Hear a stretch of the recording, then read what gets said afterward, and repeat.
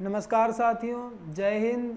मैं श्री राम वर्मा स्वागत करता हूं आपके अपने परिवार success with Ashutosh sir YouTube channel में। कैसे हैं आप सभी? मैं उम्मीद करता हूं कि आप सभी बहुत ही अच्छे होंगे, शानदार होंगे और ज़बरदस्त होंगे और अपनी तैयारी को भी बहुत बेहतरीन ढंग से कर रहे होंगे। आज हम बात करने वाले हैं आरआरबी एनटीपीसी। आरआरबी एनटीपीसी के लिए हमने एक फिजिक्स की क्लास स्टार्ट की है, जिसमें हमने रेल सीरीज नाम से एक श्रृंखला स्टार्ट की है, जिसे हम चैप्टर वाइज डिस्कस करने वाले हैं और जिसका ये पार्ट जो हमारा है वो पार्ट 6 रहने वाला है। पार्ट 1 से लेकर 5 तक हमने ऑलरेडी डिस्कस कर लिए हैं। जिस किसी साथी ने ये हमारे पार्ट 5 तक नहीं देखे हैं वो जाकर हमारी पीछे की क्लासें देख सकता है, जिससे वो नॉलेज अपनी इंक्रीज कर सकता है। कल हमने जो पार्ट जो हमारा 5 था, जिसमें हम बात कर रहे थे, नया चैप्टर हमने स्टार्ट किया जिसमें हम बात कर रहे थे, हमारा चैप्टर था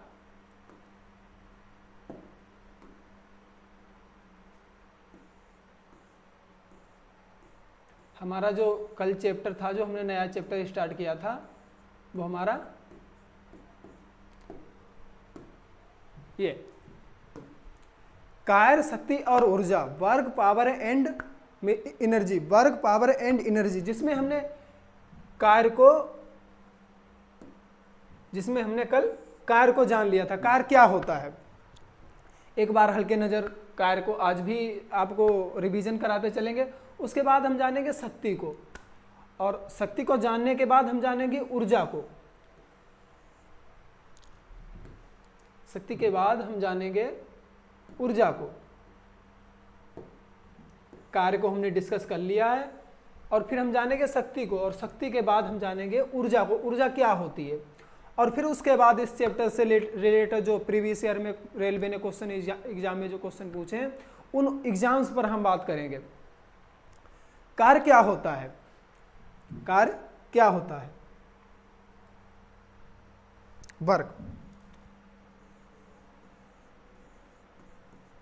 वर्क मतलब कार्य क्या होता है।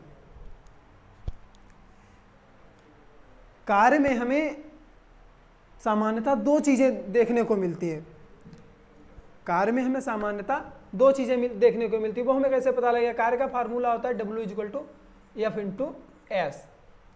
× S, जहां पर हमारा जो W है ये हमारा कार्य को डिनोट करता है, वर्क को डिनोट करता है, और ये F जो होता है हमारा, ये फोर्स को डिनोट करता है, जिसे हम फोर्स कहते हैं, फोर्स। इसके बाद ये हमारा S जो होता है, इसे इसको हम विस्थापन कहते हैं। विस्थापन मतलब इसको हम विस्थापन कहते हैं। अब इसमें होता क्या है?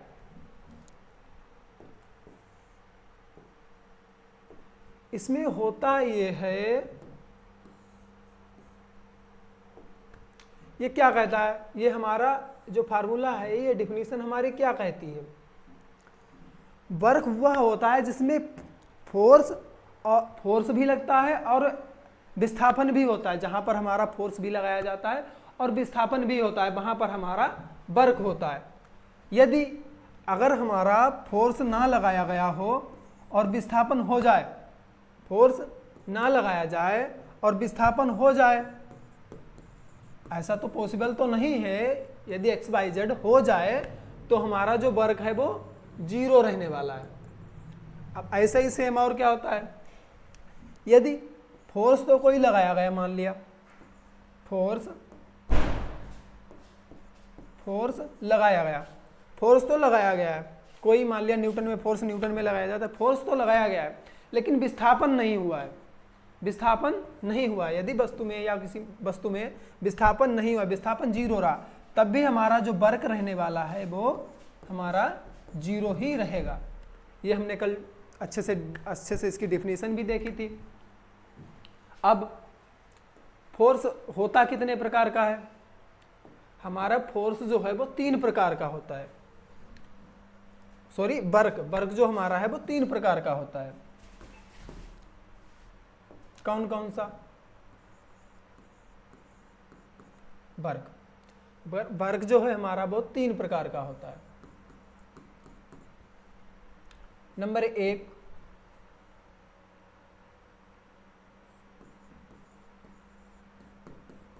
पॉजिटिव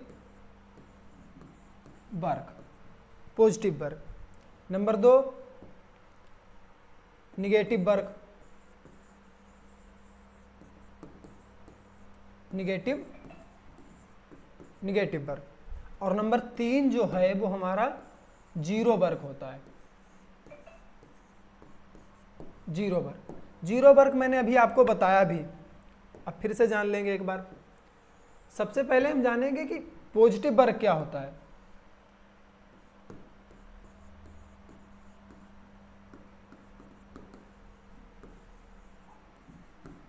पॉजिटिव वर्ग मतलब धनात्मक कार्य।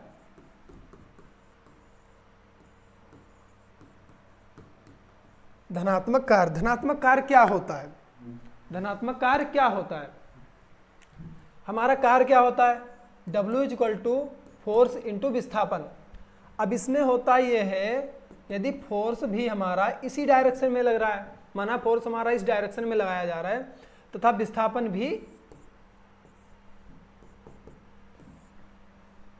भी इसी डायरेक्शन में लगाया जा रहा है, विस्थापन को भी हम इसी डायरेक्शन में लगाते हैं।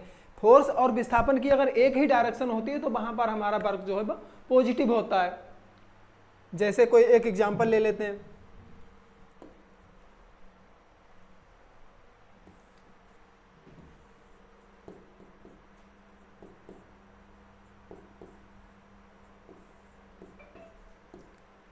एक एग्जांपल दे रहे हैं आपको पॉजिटिव।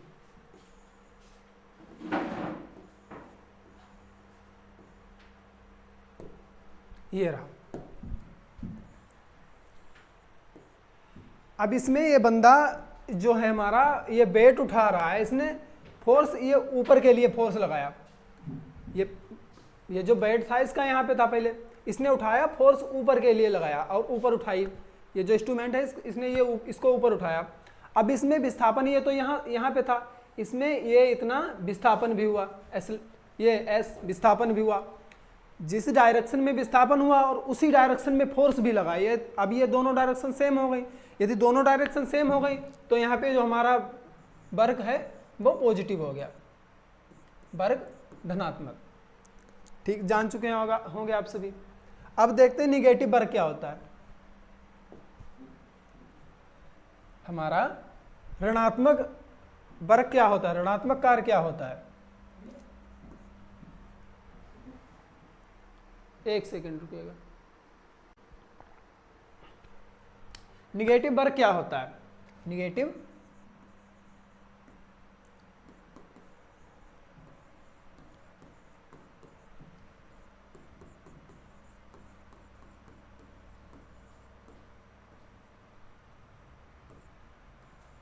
ऋणात्मक कार्य। ऋणात्मक कार्य क्या होता है? ऋणात्मक कार्य में यदि माना कोई फोर्स है, फोर्स इस डायरेक्शन में लग रहा है,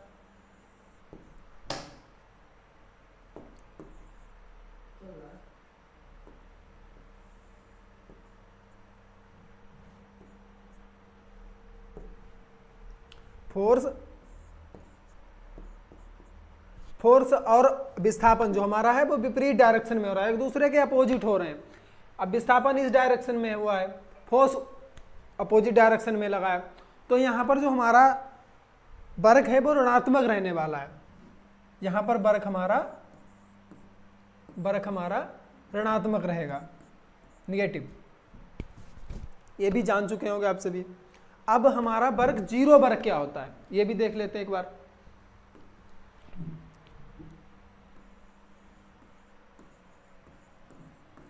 जीरो वर्ग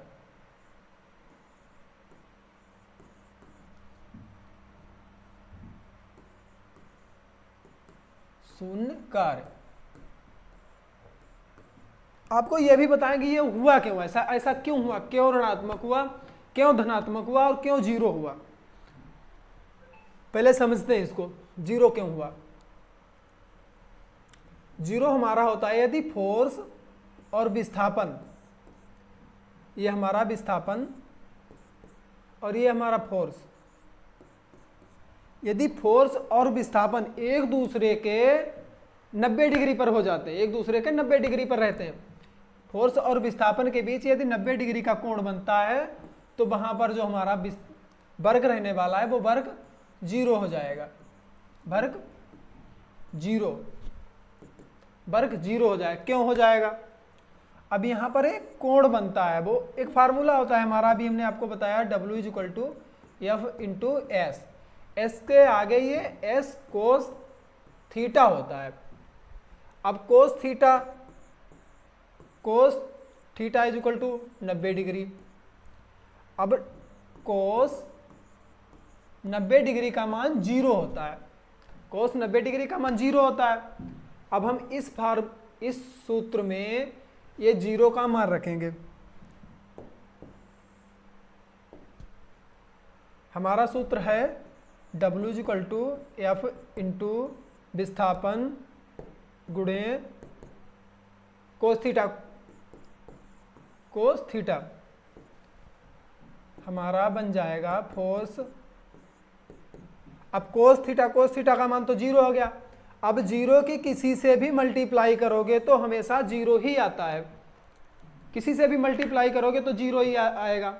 अब इसीलिए ये हमारा वर्ग जो है वो 0 हो जाएगा, वर्ग 0। अब वर्ग धनात्मक कैसे होता है, धनात्मक कार्य कैसे होता है?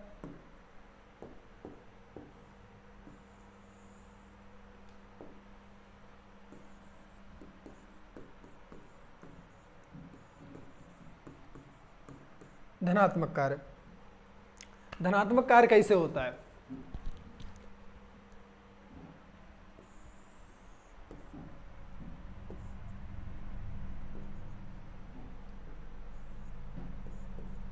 SF, ये हमारा फोर्स और ये विस्थापन। अब फोर्स भी इसी डायरेक्शन में लग रहा है, विस्थापन भी इसी डायरेक्शन में लग रहा है। अब विस्थापन और फोर्स के बीच यहाँ पर ये जो एंगल बन रहा है वो 0 डिग्री का एंगल बन रहा है।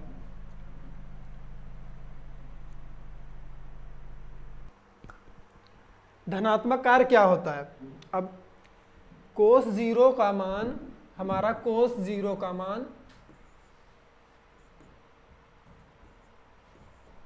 0 डिग्री, cos 0 का मान 1 होता है। अब cos थीटा की वैल्यू हम जितनी ही बढ़ाते चले जाएंगे, cos थीटा की वैल्यू बढ़ाएंगे तो ये हमारा मान है ये घटता चला जाएगा। cos थीटा का मान 1 होता है, cos 0 का मान 1 होता है। अब अगर हम cos थीटा की वैल्यू बढ़ाएंगे तो ये हमारा 1 से हमेशा वैल्यू कम होती चली जाएगी धीरे धीरे। इसीलिए अगर हमारा cos थीटा जो है cos 0 पे सबसे अधिक मान प्राप्त होता है, सबसे अधिक मान प्राप्त होता है तो हमारा सबसे अधिक वर्क होगा, सबसे अधिक धनात्मक वर्क होगा।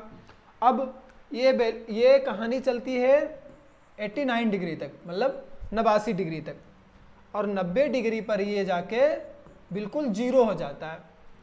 89 डिग्री पर हमारा सबसे कम धनात्मक वर्क होगा, 90 डिग्री पर 0 हो जाएगा। तो हम कह सकते हैं कि हमारा जो ये है फोर्स और विस्थापन, ये हमारा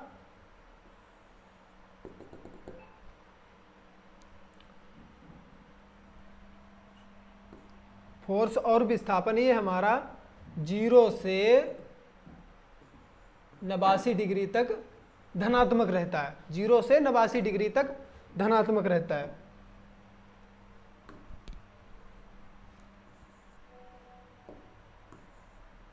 जीरो डिग्री से 89 डिग्री तक धनात्मक रहता है, पॉजिटिव, और 90 डिग्री पर 0 हो जाता है, हमारा वर्क 0 हो जाता है।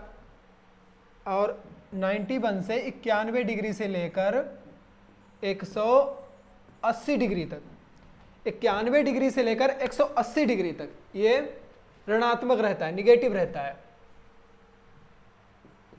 निगेटिव क्यों रहता है ये भी देखते हैं।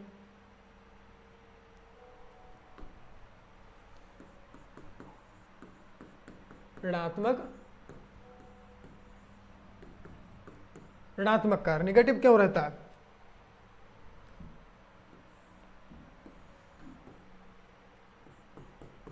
फोर्स और विस्थापन,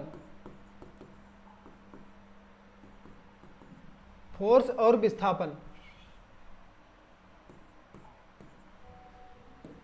फोर्स हमारा इस डायरेक्शन में लग रहा है, विस्थापन हमारा उस डायरेक्शन में हो रहा है।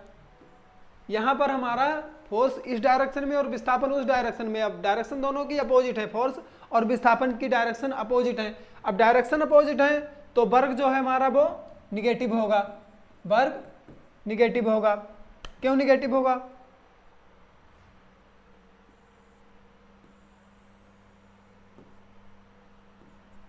क्यों निगेटिव होगा?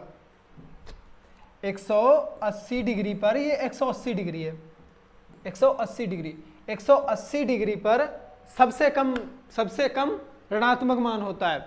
अब 180 से हम ये मान घटाएंगे, 170, 170 पे बढ़ता जाएगा, 160 पे और बढ़ जाएगा, ऐसे ही ऐसे बढ़ते बढ़ते 81 पर सबसे अधिक होगा और 180 पर सबसे कम होगा। ये समझ चुके होंगे आप सभी। ये तो हुई बरक की कहानी। अब इसके बाद बरक के कुछ पॉइंट हैं, वो आपको नोट करवा देते हैं।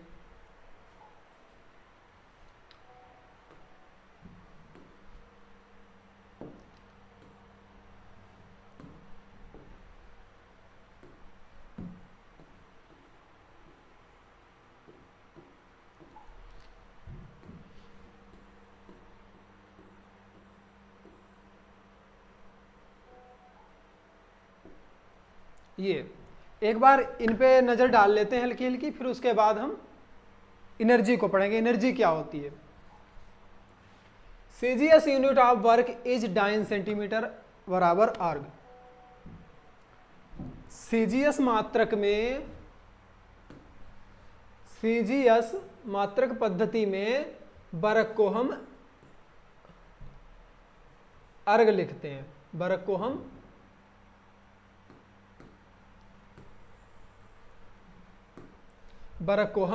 अर्ग लिखते हैं, अर्ग बोलते हैं। कार्य का मात्रक सीजीएस पद्धति में वर्क होता है। एसआई मात्रक हमारा क्या होता है? वर्क का कार्य का एसआई मात्रक न्यूटन मीटर होता है। न्यूटन मीटर मतलब जूल होता है, न्यूटन मीटर या जूल होता है। अब 1 जूल बराबर क्या होता है?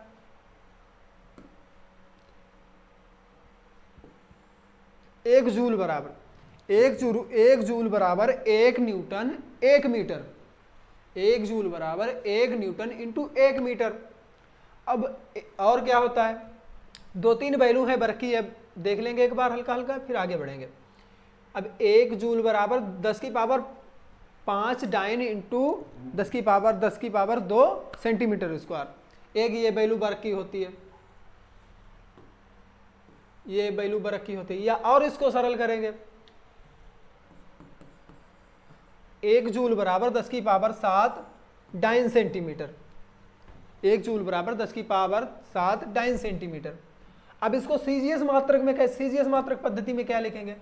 सीजीएस मात्रक पद्धति में 1 जूल बराबर 10 की पावर 7 अर्ग होता है, 10 की पावर 7 अर्ग। यह हो गई वर्क की कहानी। अब आगे देखते हैं हम एनर्जी। अगला हमारा है एनर्जी। एनर्जी किसे कहते हैं? एनर्जी किसे कहते हैं? हमारा वर्क, पावर एंड एनर्जी जो चैप्टर है जिसमें ये एनर्जी है, इसे एनर्जी किसे कहते हैं? एनर्जी क्या होता है? एनर्जी हमारा कार्य करने की क्षमता को एनर्जी कहते हैं। क्या होता है इसकी, क्या होती है इसकी डिफिनीशन?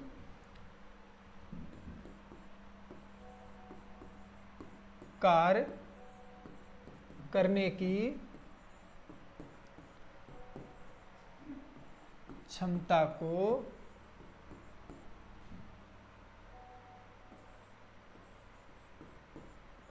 ऊर्जा कहा जाता है। कार्य करने की क्षमता को ऊर्जा कहते हैं, कार्य करने की क्षमता को ऊर्जा कहते हैं। यहाँ पर ध्यान देने वाली बात ये है, शक्ति की भी डिफिनीशन सेम यही होती है, बस थोड़ा सा अंतर होता है। वो अंतर एक बार यहीं पर देख लेंगे, वरना आगे समझ में नहीं आता है कि क्या क्या अंतर होता है उसमें।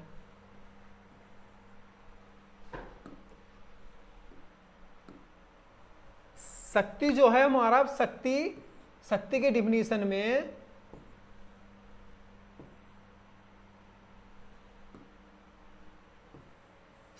डिफिनीशन में हमारा क्षमता की जगह पर दर लिखा रहता है। क्षमता की जगह पर दर लिखा होता है। शक्ति मतलब पावर क्या होता है हमारा? पावर होता है कार्य करने की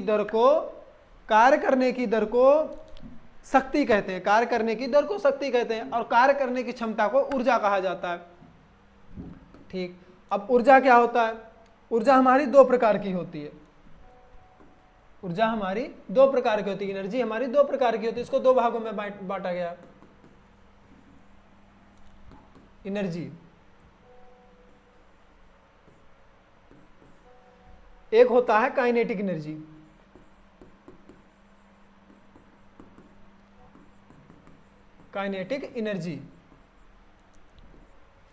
और एक होता है पोटेंशियल एनर्जी।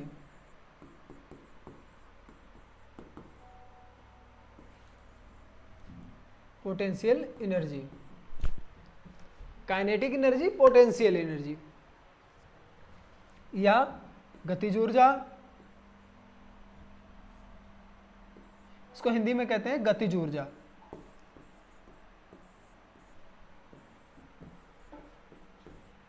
गतिज ऊर्जा और पोटेंशियल एनर्जी को स्थितिज ऊर्जा।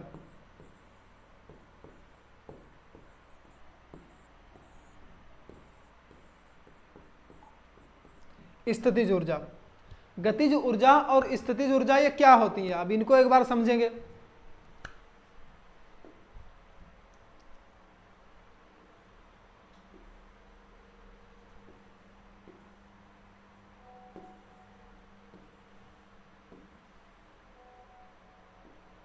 काइनेटिक एनर्जी,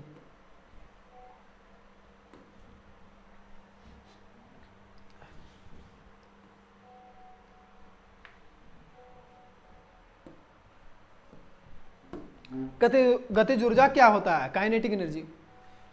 गतिज ऊर्जा गति करने वाली वस्तु में गतिज ऊर्जा होती है। यम द्रव्यमान की कोई वस्तु अगर v वेग से गतिशील है तो वो इस फार्मूले का फॉर्मेशन करती है।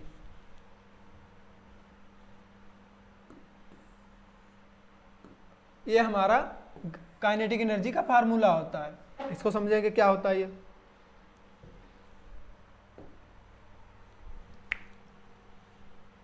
गतिज ऊर्जा मतलब चलती फिरती ऊर्जा, जैसे चलती हुई ऊर्जा। कोई वस्तु अगर चल रही है, गतिशील है, कोई वस्तु जो है वो गतिशील है, तो वहां पर जो ऊर्जा रहने वाली है वो हमारी गतिज ऊर्जा रहने वाली है। गतिशील वस्तु में लगने वाली ऊर्जा जो होती है, होने वाली ऊर्जा, वो गतिज ऊर्जा होती है, जिसे काइनेटिक एनर्जी कहते हैं। इसमें क्या होता है? इसका फार्मूला हमारा होता है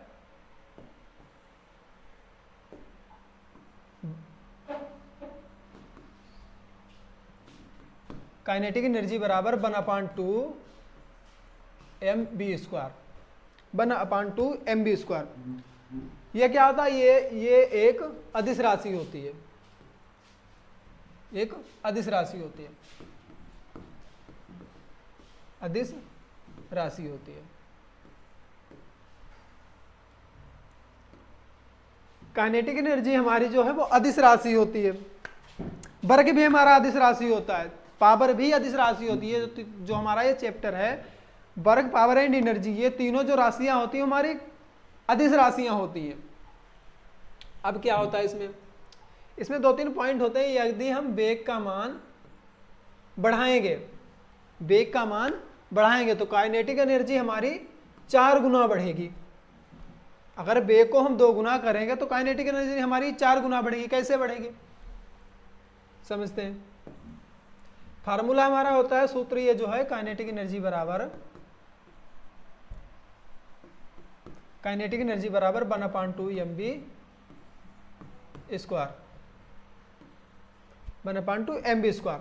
अब मान लेते हैं कोई वैल्यू, मास m है, ये मास को डिनोट करता है, और b जो है ये वेलोसिटी को डिनोट करता है। b मतलब वेग और m मतलब भार। हमारा मान लिया मास जो है वो कोई 6 किलोग्राम है, 6 किलोग्राम है। वेलोसिटी क्या है हमारी 2 मीटर पर सेकेंड। वेलोसिटी हमारी 2 मीटर पर सेकेंड है मान ली हमने। अब इसको सॉल्व करेंगे, फार्मूले में इसमें पुट करेंगे। हमारा बनेगा 1/2 मास जो है हमारा 6 into B, velocity 2 into square है तो 2 इंटू 2 से 2 घट जाए, 6 दूनी 12 मीटर पर सेकेंड, 12 मीटर पर सेकेंड ये हमारी एनर्जी। अब इसको हम क्या करेंगे कि वेलोसिटी को 2 गुना करेंगे। अब वेलोसिटी को हम 2 गुना करेंगे 4 मीटर पर सेकेंड। देखते हैं क्या होता है, रखते हैं फार्मूले में 1/2 मास हमारा 6 ही रहने वाला है, उसमें हमने चेंज नहीं किया है, वेलोसिटी को हमने डबल किया है 4 गुणा 4, 2 तियाँ 6, 4 चक्कू 16, 16 तियाँ 48,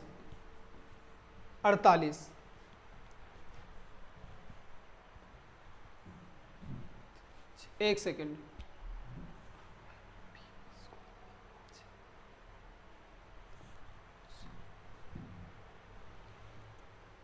ठीक है, ये हमारा कितना आ गया 48, और ये कितना आया था हमारा 12। अब हमने 12 आया और ये 48 आया। इसमें हमारी वेलोसिटी 2 थी और इसमें हमारी वेलोसिटी है जो 4 है। यदि हम वेलोसिटी को 2 गुना करते हैं तो हमारा जो काइनेटिक एनर्जी है वो 4 गुनी हो जाती है। वेलोसिटी को अगर हम 2 गुना करें तो काइनेटिक एनर्जी हमारी 4 गुनी हो जाती है। आगे देखते हैं इसमें क्या होता है, कुछ एग्जांपल देख लेते हैं इसके।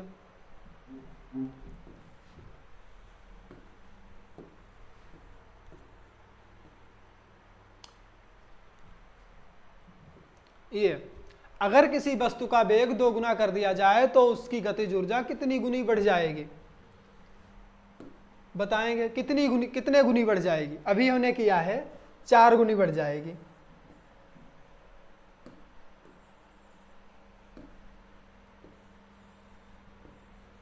चार गुनी बढ़ जाएगी। क्यों बढ़ जाएगी वो भी हमने देखा है।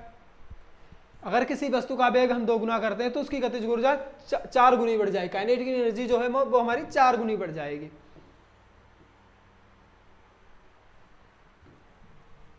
पाँच मीटर पर सेकेंड की गति से गतिशील 22 किलोग्राम वजन वाले वस्तु की गतिज ऊर्जा कितनी होगी। 5 मीटर पर सेकेंड की गति से गतिशील 22 किलोग्राम वजन वाले वस्तु की गतिज ऊर्जा कितनी होगी। सोल्व करेंगे इसको।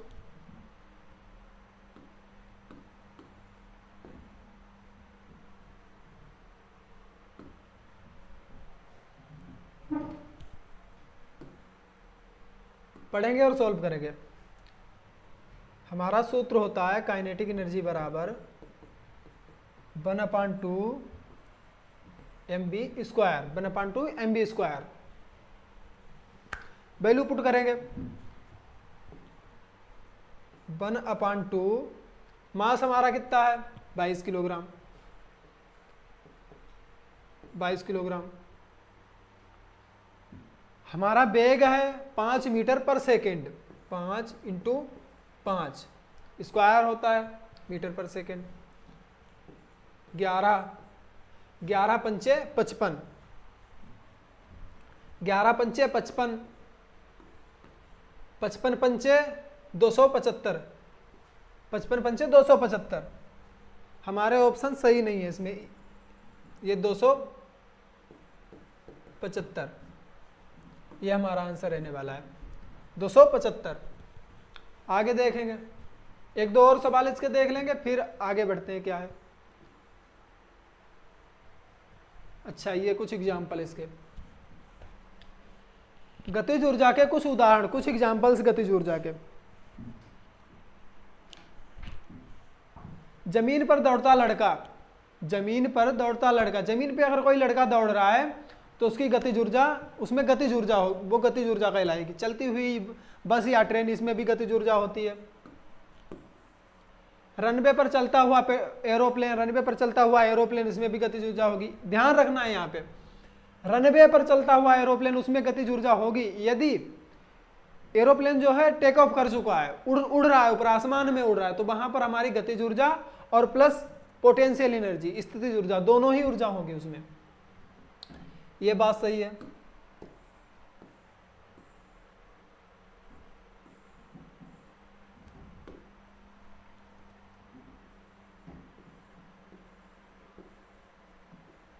अब पोटेंशियल एनर्जी क्या होती है? स्थितिज ऊर्जा, किसी वस्तु की स्थिति के कारण जो कार्य करने की क्षमता होती है उसे स्थितिज ऊर्जा कहते हैं। किसी वस्तु की स्थिति के कारण जो कार्य करने की क्षमता होती है उसे स्थितिज ऊर्जा कहते हैं। कैसे? स्थितिज ऊर्जा, पोटेंशियल एनर्जी,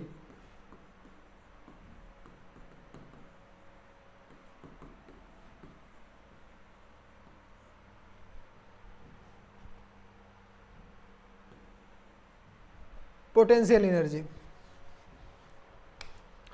अब कोई वस्तु है, ये सरफेस है, ये सरफेस है,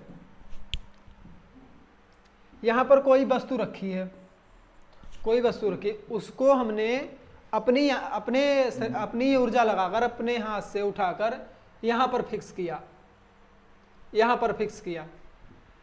ऊर्जा की एक डिफिनीशन होती है, ऊर्जा को ना ही चेंज किया जा सकता है, ऊर्जा को ना ही नष्ट किया जा सकता है और ना ही बनाया जा सकता है। ऊर्जा को ना ही अपने आप हम बना सकते हैं और ना ही नष्ट कर सकते हैं।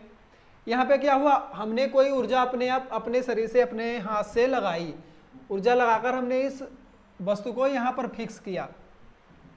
अब इसमें हुआ क्या, यहाँ पर हमने इसको फिक्स किया, तब इसमें पोटेंशियल एनर्जी आ गई, पोटेंशियल एनर्जी आ गई। पता कैसे चला? हमने इसको रखा, अब यहाँ पे ये फिक्स हो गई। अब इसको हम अगर छोड़ेंगे तो कुछ एनर्जी होगी इसमें। एनर्जी तो हमने उठाने के लिए ऊपर लगाई, पर नीचे डालने के लिए तो हम कोई एनर्जी नहीं लगाएंगे। जैसे ही हम इस वस्तु को छोड़ेंगे यहाँ से, ये नीचे गिरेगी। अब ये नीचे गिरेगी, इस जमीन में कुछ गड्ढे कर देगी, कुछ गड्ढे कर देगी सरफेस पे। वस्तु है जो इसका भार होगा, कुछ मास होगा, इस मास की वजह से ये यहाँ पे गड्ढे कर देगी। गड्ढे क्यों होंगे भाई? उसमें कुछ एनर्जी होगी तभी तो गड्ढे होंगे। जो ये एनर्जी होती है जिसमें हाइट, इसका फार्मूला होता है mgh, पोटेंशियल एनर्जी, जिसमें मास ग्रेविटी तो होता ही है, मास और हाइट दो चीजें होती है, वहां पर हमारा पोटेंशियल एनर्जी होता है। इसका कुछ एग्जांपल्स देखते हैं, कौन कौन से एग्जांपल।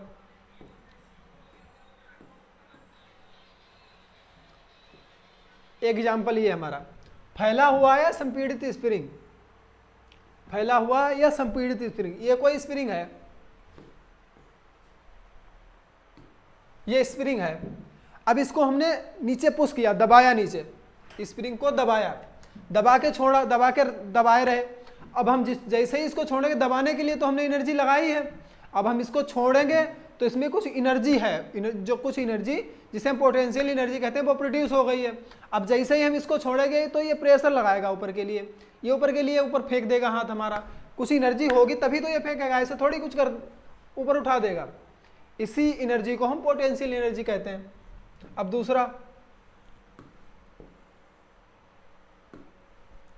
एग्जाम्पल ये देख लेते हैं, ओवरहेड टैंक में जमा पानी। ये जो टैंक है यहां पर भी हमारी पोटेंशियल एनर्जी ही कार्य करती है। जैसे कैसे? पानी को हमने मोटर से ऊपर चढ़ा दिया,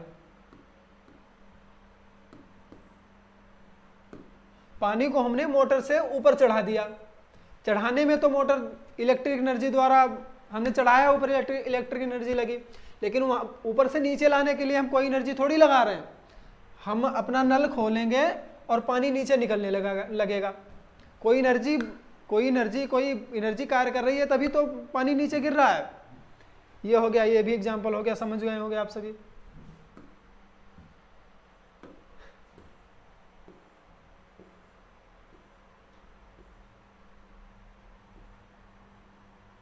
अच्छा, पोटेंशियल एनर्जी का फार्मूला क्या होता है अभी बताया, एक बार नोट कर लेंगे सभी।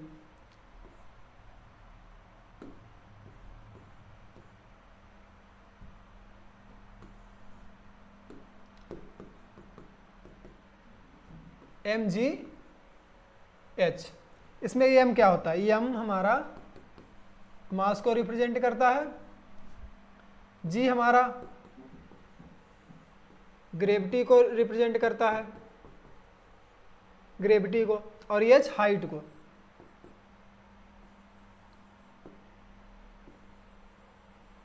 हाइट को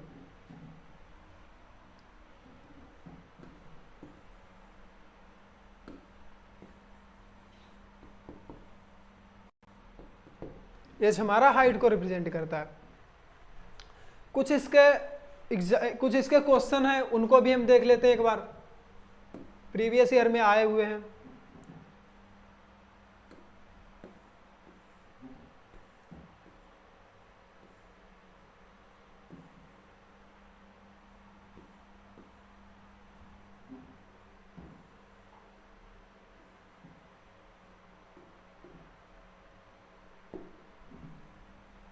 क्वेश्चन करने से पहले एक बार ये समझा दे रहे हैं आपको, ये देख लेते हैं हल्का हल्का। किसी यंत्र की ऊर्जा को किस में चेंज कर सकते हैं, कैसे चेंज करते हैं इसको, ऊर्जा को हम चेंज कैसे करते हैं। विद्युत सेल में जो ऊर्जा होती है हमारी, उसको हम किस में चेंज करते हैं, रासायनिक ऊर्जा से विद्युत ऊर्जा में चेंज करते हैं, रासायनिक ऊर्जा से विद्युत ऊर्जा में, या विद्युत ऊर्जा से रासायनिक ऊर्जा में चेंज करते हैं। लाउड स्पीकर में जो ऊर्जा हमारी होती है उसको विद्युत ऊर्जा या ध्वनि ऊर्जा में चेंज करते हैं। माइक्रोफोन ध्वनि ऊर्जा से विद्युत ऊर्जा में चेंज करते हैं, माइक्रोफोन ध्वनि ऊर्जा से विद्युत ऊर्जा में। टरबाइन या डायनामो, इसे यांत्रिक ऊर्जा से विद्युत ऊर्जा में। विद्युत जनरेटर, टरबाइन या डायनामो या विद्युत जनरेटर दोनों एक ही चीज होती है लगभग, इसको हम यांत्रिक ऊर्जा से विद्युत ऊर्जा में कन्वर्ट करते हैं। विद्युत बल्ब विद्युत ऊर्जा को प्रकाश एवं ऊष्मा ऊर्जा में कन्वर्ट करते हैं। विद्युत बल्ब में जो ऊर्जा होती है उसे प्रकाश ऊर्जा और ऊष्मा ऊर्जा में कन्वर्ट करते हैं।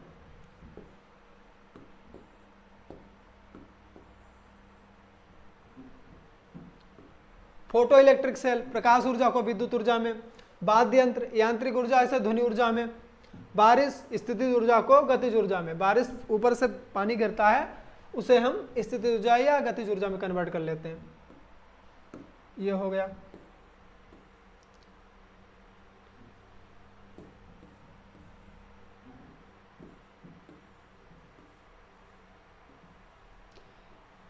पावर को भी देख लेते हैं, उसके बाद तीनों के हम वर्क, पावर और एनर्जी तीनों के मिक्स क्वेश्चन कर लेंगे। पहले हम पावर को भी एक बार समझ लेते हैं, पावर क्या होता है।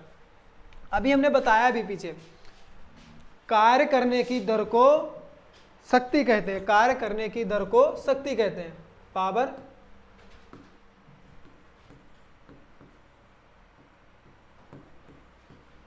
शक्ति, कार्य करने की दर को शक्ति कहते हैं। इसकी डिफिनेशन होती है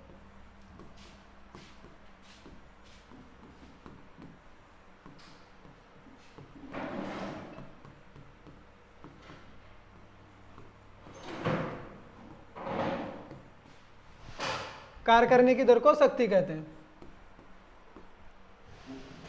कार्य करने की क्षमता को ऊर्जा कहते हैं। आगे देखते हैं आगे क्या है।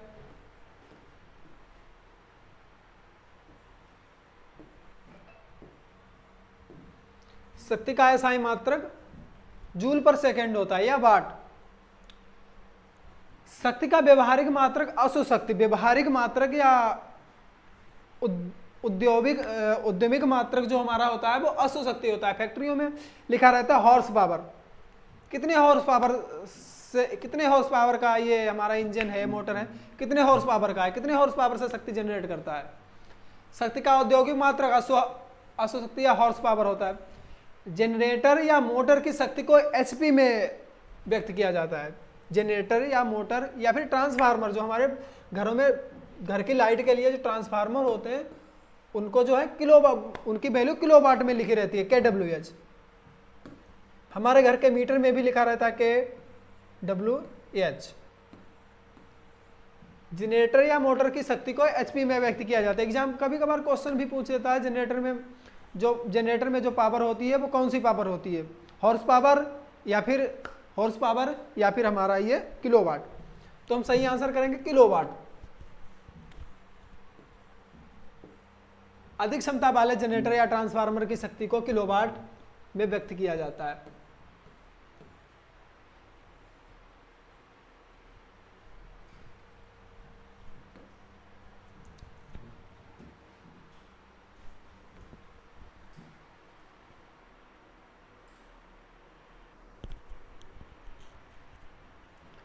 वर्क पावर एंड एनर्जी, इसकी थ्योरी जो है हमारी वो कंप्लीट हो चुकी है। इसके कुछ क्वेश्चन हैं, उन क्वेश्चन को हम करेंगे। उन क्वेश्चन को करने से पहले कुछ जो पॉइंट हैं हमारे, कुछ महत्वपूर्ण बिंदु हैं, उनको जान लेंगे। एक तो हमारा ये शक्ति का फार्मूला क्या होता है, पावर का फार्मूला क्या होता है, ये जान लेंगे। पावर को हम पी से डिनोट करते हैं। शक्ति हमारी होती है वर्क अपान समय, कार्य अपान समय। इसको हम क्या लिख सकते हैं, वर्क को हम क्या लिख सकते हैं, वर्क होता है हमारा फोर्स इनटू विस्थापन अपान टी। और इसको एक तरह से ऐसे भी लिख सकते हैं, W बराबर mgh अपान टी। अब जब हमें जहां पर W की वर्क की जरूरत पड़ेगी, जहां पर हमारा वर्क दिया रखा होगा, तो हम वहां पर W की वैल्यू पुट करेंगे। हमारा विस्थापन और फोर्स दिया रहा होगा, बल और विस्थापन दिया होगा, वहां पर हम ये वाला फार्मूला यूज करेंगे। जहां पर हमारा मास और ग्रेविटी की वैल्यू और हाइट दी रखी होगी, वहां पर हम ये फार्मूला यूज करने वाले हैं। एक दो क्वेश्चन इसके पावर के हैं, वो ही कर लेते हैं, उसके बाद हम कल करेंगे, समय कम बचा है। ये 373 मीटर गहरे तालाब से 360 किलोग्राम पानी 30 मिनट में निकाला जाता है मोटर पंप के द्वारा। तो उस मोटर पंप के द्वारा निकाला जाता है। तो मोटर पंप की शक्ति क्या है, मोटर पंप की शक्ति बताएंगे क्या है। अब हम कैसे पता करेंगे, इसमें कौन सा फार्मूला हमारा यूज होने वाला है। 300 मीटर ये तो हमारी हाइट दे रखी है h। 360 kg ये हमारा मास दे रखा है, ये हमारा समय दे रखा है t। हमारा इसमें ग्रेविटी नहीं दे रखी है। ग्रेविटी की वैल्यू होती है g, स्मॉल g। इसकी वैल्यू होती है 9.8 होती है। इसको 9.8 ना मानकर हम, अगर हमें नहीं दी रखी होगी तो हम इसको 10 मान लेंगे। जहां पर हमें ग्रेविटी की वैल्यू, पहली तो ग्रेविटी की वैल्यू हमेशा दी रखी होगी, अगर जहां पर नहीं दी होगी वहां पर 10 मान के चलेंगे, क्योंकि ये पॉइंट की वैल्यू को कैलकुलेट करने में दिक्कत होती है, होगी। तो हमारा ये 10 मान के चलेंगे, उससे हमारा सही आंसर आ जाएगा। देखते हैं, इसको बनाएंगे सभी।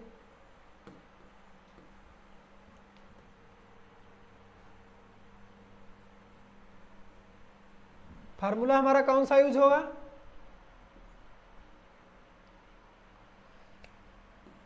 P बराबर mgh अपान टी। मास हमारा कितना है 360 किलोग्राम। ग्रेविटी को हम अपनी तरफ से 10 मान लेंगे, 9.8 होता है, उसको हम 10 मान लेंगे। h कितना है 373 मीटर। समय हमारा कितना है 30 मिनट। इस मिनट को हम सेकेंड में कन्वर्ट करेंगे, क्योंकि जो हमारा पावर का हमारा जो मात्रक होता है जूल पर सेकेंड होता है। इसको हम सेकेंड में कन्वर्ट करने के लिए 60 से गुणा करेंगे, सोल्व करेंगे इसको।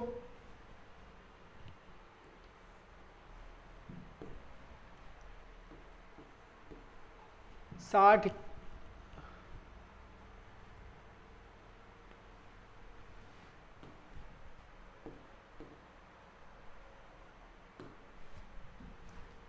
0 से 0,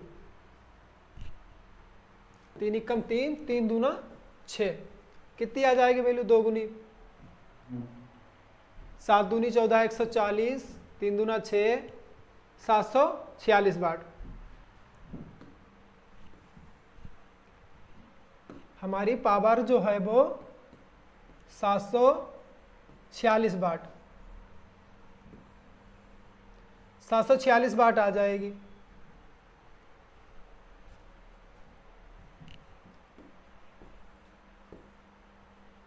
एक किलोवाट घंटा विद्युत ऊर्जा का मात्रक होता है, जिसे सामान्य भाषा में 1 यूनिट कहते हैं। 1 यूनिट में 1000 वाट होते हैं। 1 यूनिट में कितना होता है? 1000। 1 यूनिट में 1000 वाट होते हैं, ये भी ध्यान रखेंगे। विद्युत ऊर्जा के खर्च को किलोवाट घंटा या यूनिट में व्यक्त किया जाता है। किलोवाट घंटा या यूनिट में व्यक्त किया जाता है, ये भी याद रखेंगे। अब कुछ यूनिट हैं जिनको हम देखेंगे एक बार। 1 किलोवाट बराबर 1 यूनिट। 1 किलोवाट बराबर 1000 वाट या 1000 हावर्स। 1 किलोवाट बराबर 1000 जूल पर सेकेंड गुणे 3600 सेकेंड गुणे 3600 सेकेंड। 1 किलोवाट बराबर 1000 जूल पर सेकेंड गुणे 3600 सेकेंड। 3600 क्यों?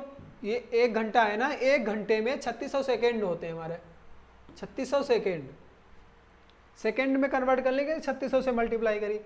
1 किलोवाट बराबर 36 गुणे 10 की पावर 5 जूल होता है। 36 गुणे 10 की पावर 5 जूल। 1 किलोवाट बराबर 3600 गुणे 10 की पावर 3 जूल। 1 किलोवाट बराबर 3600 किलो जूल। ये कुछ पॉइंट है जिनको याद रखेंगे।